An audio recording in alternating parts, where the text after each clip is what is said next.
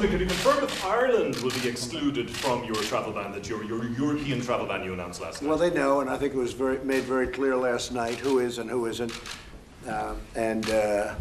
We'll be discussing that. We'll be discussing some of the moves that we're going to be making, and I think it's going to work out very well for everybody. But it's a world problem, and you do need separation in some cases. You have some areas that are very heavily infected, and you have some areas that aren't, frankly. But we do need separation for a little period of time in some cases.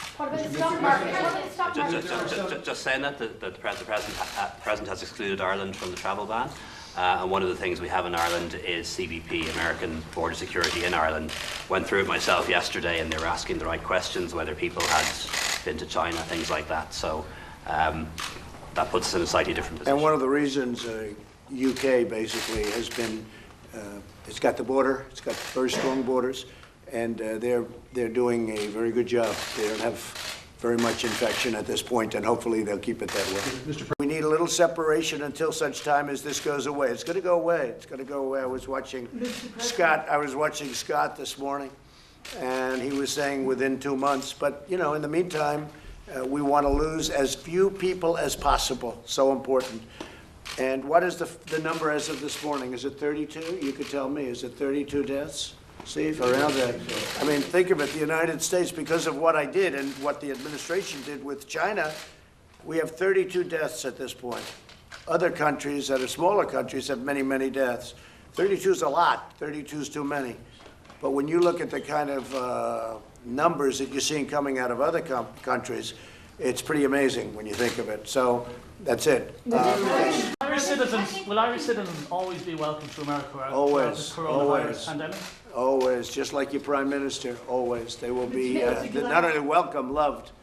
We have millions. What is the number now, would you say? It changes every year. It gets actually bigger. Yeah, well, about 35 million are. Yeah, can you imagine? Irish. It's got to be one of our. Irish blood. It's got to be one of our biggest. We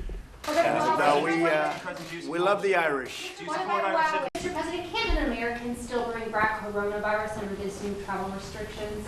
Can I what? Can't an American still bring back coronavirus? Sure, but we have them very heavily tested. If an American's coming back or anybody's coming back, we're testing. We have a tremendous testing setup where people coming in have to be tested.